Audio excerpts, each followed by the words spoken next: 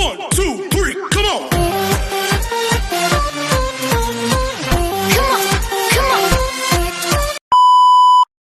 Hello, beautiful people. Welcome back to my channel. This is your Mama Sam. Hola mga amigo, amiga, kumare at kumpare. Kamusta kayong lahat? Sana lahat po kayo ay okay at safe ngayong araw na ito. At syempre, kung ako naman ang tatanungin nyo, nakikita naman ninyo ang beauty ng Mama Sam ninyo.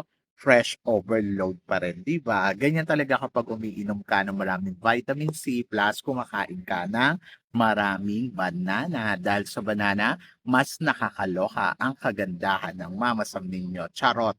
So, kamusta naman kayong lahat? Sana lahat kayo ay okay na okay ngayong araw ng Friday. So, happy Friday sa atin lahat ng bonggam-bongga. At ako naman ay walang pasok at nandito nga tayo sa Lasal Avenue kung saan sinamahan ko si Nu.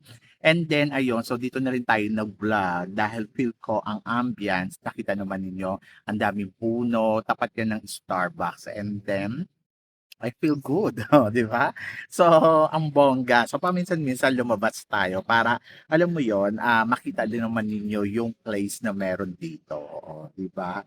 So, ayan na nga, una sa lahat, gusto ko muna magpasalamat sa walang sawang tumatangkilik dito sa Mama Sam Vlog, araw-araw, lagi-lagi.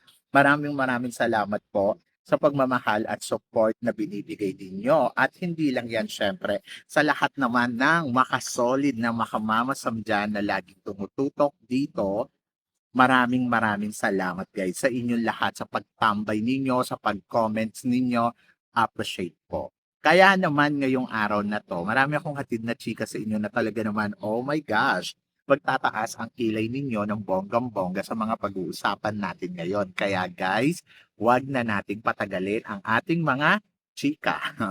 Para sa una nating chika, pambato natin sa supranational, kasado na. Yes! So kanina nga naganap na ang send-off para sa pambato natin sa Mr. and Miss Supranational na kung saan si Felipe Marisigan para sa Mr. International at si Katrina Ligado naman para sa Miss Supranational. Well, ang masasabi ko, ang gwapo ni Felipe, fresh overload, pero halata mong bata pa. Hindi ko alam kung nagmukha siyang bata dahil kasama niya si Katrina Ligado. Si Katrina Ligado, to be honest, I'm a little bit disappointed kasi parang ang feeling ko, send off to, dapat bongga ang atake niya. Bongga yung dating niya, di ba? Ewan ko, maganda si Katrina pero hindi lang to ang ine-expect ko na transformation sa kanya. Parang feeling ko makikita ko pa na mas bongga pa, mas kabog pa. Mas kabog pa kanina si Aliana Aduana na nandoon at saka si Chelsea Fernandez na fresh overload.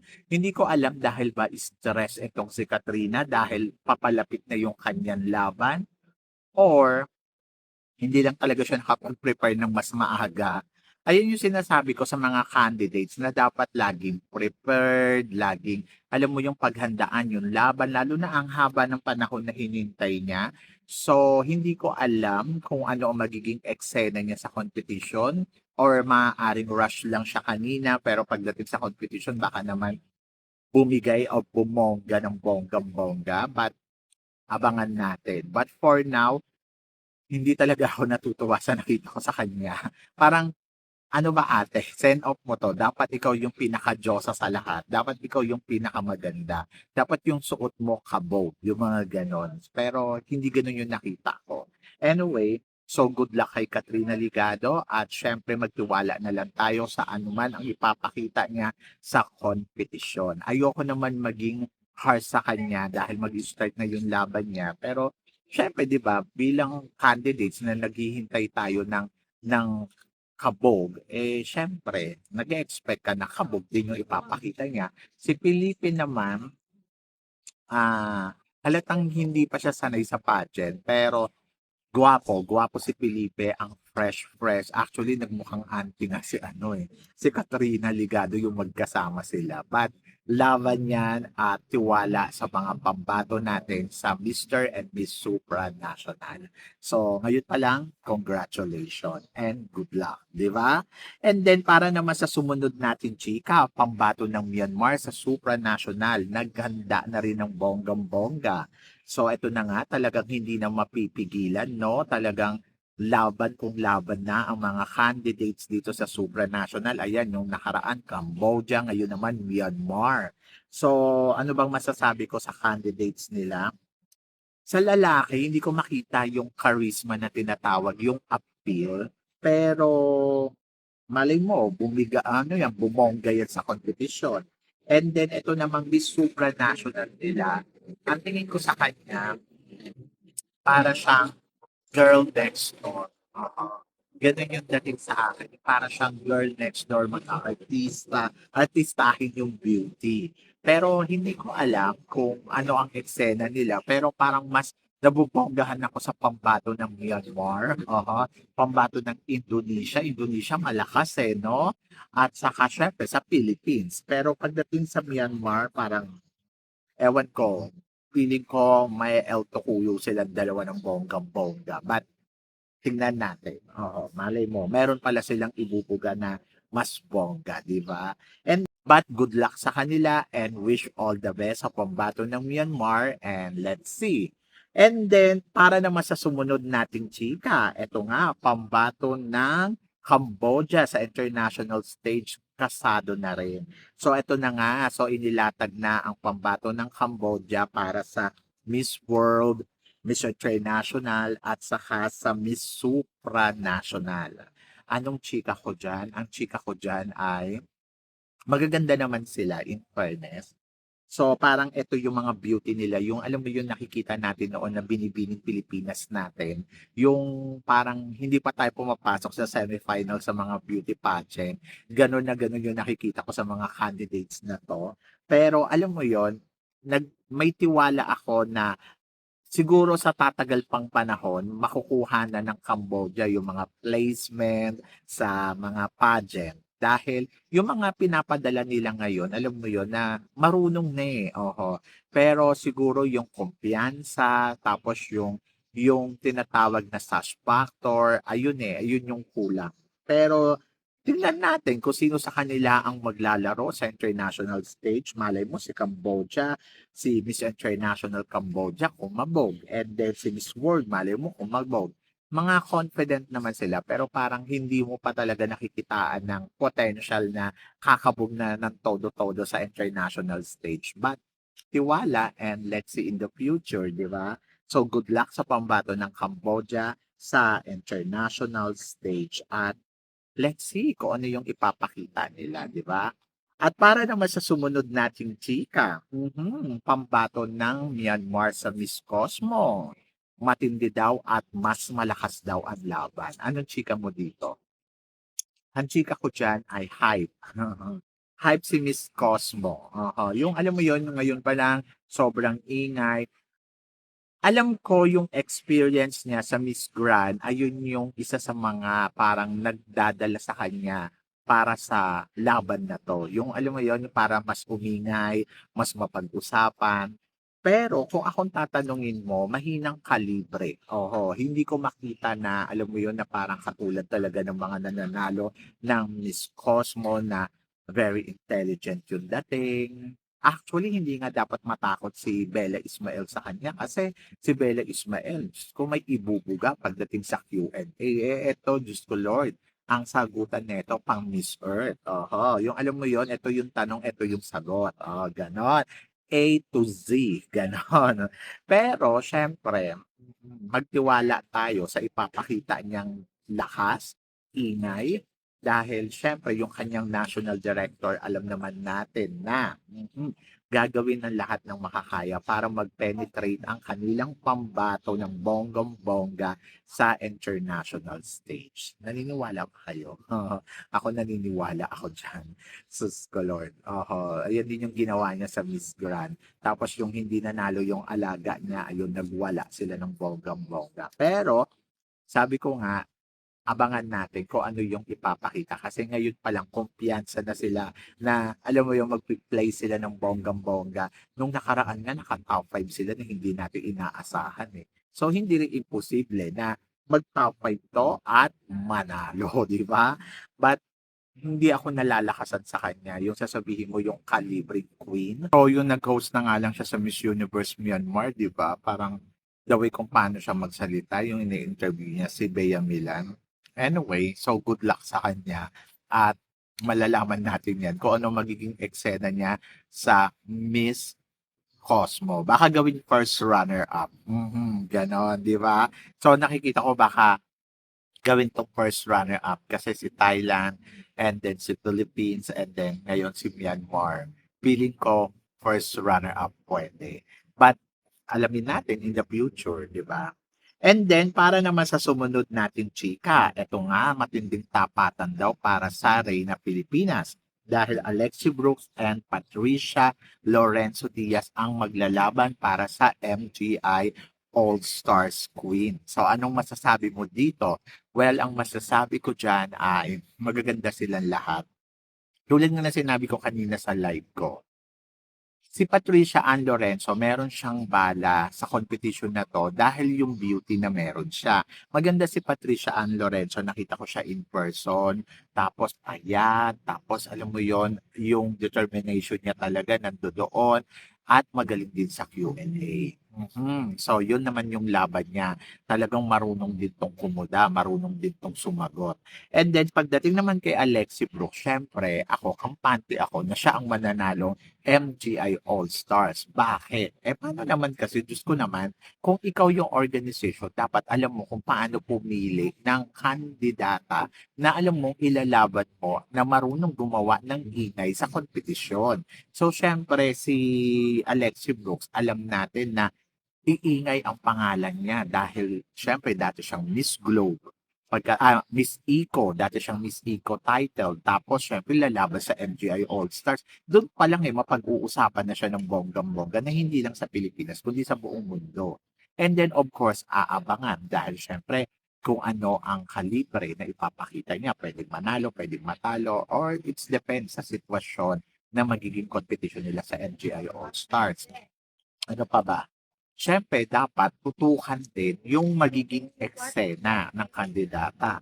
And then I think eto naman pagdating sa eksena ay talaga namang alam mo yon laban na laban at bigay na bigay. Kaya para sa akin, Alexi Brooks ang perfect candidates para sa MGI All-Stars.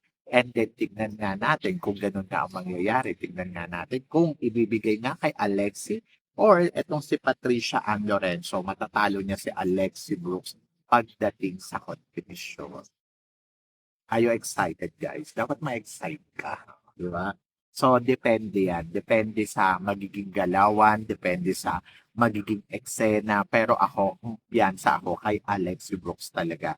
Kasi si Alexi yung perfect candidates to MGI All-Stars. And I think pag nilaban nila si Alexi, kaya makarating hanggang sa dulo ng kompetisyon. Depende na lang yan sa magiging desisyon kung ibibigay nila kay Alexi or hindi ang title, di ba? So, laban yan. So, maganda, maganda. At sabi nga gano'n sa akin kanina, tingin ko daw ba si Alexi ba ay tama ang pagsali dito dahil Miss Globe, Miss Eco na nga daw. Ako, yes. Bakit hindi? Alam niya na may bala siya at alam niyang may laban siya sa competition. Bakit hindi? Di ba? So, tuloy-tuloy yan. Laban lang at tiwala. Kasi syempre, si Alexi, hindi naman niya sasali dyan kung alam niya na dihado siya sa laban. Kaya yan sumali dyan dahil alam niyang may ibubuga siya sa laban. Di ba?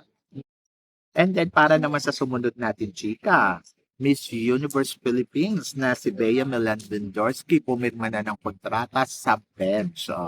Anong chika mo dito? Well, ang chika ko ay, syempre, bongga yan. Ako para sa akin, yes, she is a Miss Universe Philippines at dapat talaga pumirma siya ng kontrata sa bench dahil alam naman natin na yung beauty niya ay talagang mabenta at mahal. So, hindi ako magtataka kung tatayuan nila ng malalaking billboard itong si Bea Milan-Windorski.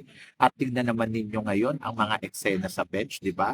Parang yung mga candidates nag-a-apply pa.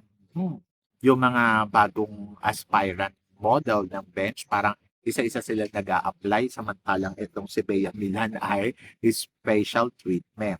Di ba? So, ibig sabihin, iba talaga ang pangalan iba ang galing at iba ang ganda samantalang si Miss Charm natin, nag-ano 'di ba doon? So, ang laban niyan si Bea Bilag-Windorski at may galing 'yan, oo. Pero eto, sabing gano'n, Philippines and Spain, salpukan sa Miss Universe. Mama Sam, sa tingin mo kakayanin ba pataubin ni Bea Milan-Windorski etong si Spain pagdating sa kompetisyon? To be honest, maganda 'to si Mrs. Payne. Yung nakita ko siya sa Miss Grand, gandang-ganda talaga ako sa kanya. Alam mo yun, ang kinis ng balat, talagang queen talaga yung dating. Kaya lang, pagdating sa communication skills, ayun, hindi siya ganong kabongga yung kanyang skills yung communication skills. And then, parang feeling ko, kakayanin ni Bea Milan-Windorski. Eh kung si ano nga di ba? Kung si CJ Opiasa, napataob yan oo. So bakit tayo matatakot? Hindi siya kumbaga parang kung beauty, yes, may beauty talaga siya at may laban siya. Pero siyempre, total package din naman yung kandidata natin. May beauty na, may may galing din talaga sa communication skills. Kumbaga, total package, eto ganda lang, charot. Anyway, so masasabi ko, yung ganda ni Spain ay talaga namang kaanya-anyaya. Kumbaga parang kung maghahanap ka ng queen, isa siya sa mga mapipili mo. Kaya masasabi ko din na isa siya sa mga matinik na kalaban sa Miss Universe. Kung sakaling mananalo siya ng Miss Universe sa Spain, actually hindi pa siya nananalo. Isa pa lang siya sa mga magiging kandidata ng Miss Universe sa Spain. And then yung beauty niya, I think yes, may ibubuga. Oho, pero may laban talaga si Bea Milan-Windorski din sa kanya. Ewan ko, kumpiyansa ako kay Bea Milan. Kasi bukod doon sa maganda si Bea Milan, meron talaga siyang tinatawag na, alam mo yon, charisma, total package. Ito kasi si ganda lang, pan-display. But hindi natin pwede underestimate, malay mo naman, di ba? Maging tinik talaga siya. Maging isang malaking tinik siya kay Bea Milan. Windorski sa Miss Universe, di ba? At para naman sa sumunod nating chika, Miss World 2013 and Miss Universe 2018, possible bang makuha ngayon ng Pilipinas ang dalawang korona sa malaking pageant na to, katulad nga ng Miss World at saka ng Miss Universe? Ang huli pa tayong nanalo sa Miss World 2013, ayun yung una at yung huli. So, hindi pa nasusundan. Umaasa ako this year mapupunta sa Pilipinas ang corona ng Miss World dahil napaka-perfect ni Asia Rose Simpson na koronahan ng corona ng Miss World. Ito na yon. Oo. So, parang feeling ko, hindi imposible na sa kanya mapunta ang corona. And then, 2018, nung nanalo tayo sa Miss Universe kay Catriona Gray, and then I think ngayon meron tayong perfect candidates for the Miss Universe na, alam mo yun, pwede din koronahan this year. So, Miss Universe and Miss World, maaaring mapunta ang corona sa Pilipinas kung papalarin lang talaga yung mga kandidata natin. Kung lakas, wala akong masabi dahil they are perfect total package na alam mo yon na pwede mong i-compete talaga dito sa mga pageant na nabanggit natin. Malakas talaga yung laban nila. Yung kumbaga parang eto na yun yung parang sasabihin mo, this is it Philippines, yung ganon. Pero syempre depende yan sa ipapakita nila sa kompetisyon, depende sa paghahanda ng mga candidates natin. And then, sabi ng ganun ni Gloria Diaz, kailangan daw may swerte at saka destiny nila. Pero palagay ko naman, meron silang swerte. At palagay ko din, destiny din syempre ni Asia Rose at saka ni Bea Milan-Windorski. Alam niyo sa totoo lang hindi pa natin nakukuha 'to, yung sabay na nakuha natin yung corona. Naging sabay 'to, Miss Earth and Miss Universe. Parang feeling ko twice ba or magkasunod. Pero nagkasabay na nakuha natin nung 2015 yung corona ng Miss Earth at saka ng Miss Universe. And then nung 2013 naman, tatlong corona, ang Miss International, Miss World at saka Miss Supranational. Pero hindi pa nangyayari sa Pilipinas yung sabay na nakuha natin ang Miss Universe at saka ang Miss World. Pero tingin ko this year, ang Miss Universe, Miss World at Miss International makukuha ng Pilipinas kung papalarin tayo. So, yun. So, kayo ba guys, tingin ninyo? Oho. Kasi ako, malaki yung kumpiyansa ko na kaya ng Pilipinas makuha to. Pero yan yung abangan natin sa mga susunod na ipapakita ng mga kandidata natin. Pero kayo guys, ano guys ang tingin ninyo dito sa mga pinag-uusapan natin ngayon? I-comment below mo yan para at least malaman ko naman kung ano naman ang chika mo dito sa mga tinatalakay natin. Syempre maraming salamat po sa inyong lahat sa love and support na binibigay ninyo syempre dito sa channel ko. At sa mga hindi pa nakaka-follow at nakaka-subscribe, baka naman please don't forget to click like and subscribe my channel. At i-click nyo na rin po ang notification bell to more updated syempre sa aking mga chika. Sabi nga ganon, always keep smiling and laban lang. So guys, hanggang dito na lang. Hanggang sa muli nating chikahan. See you tomorrow. Thank you guys.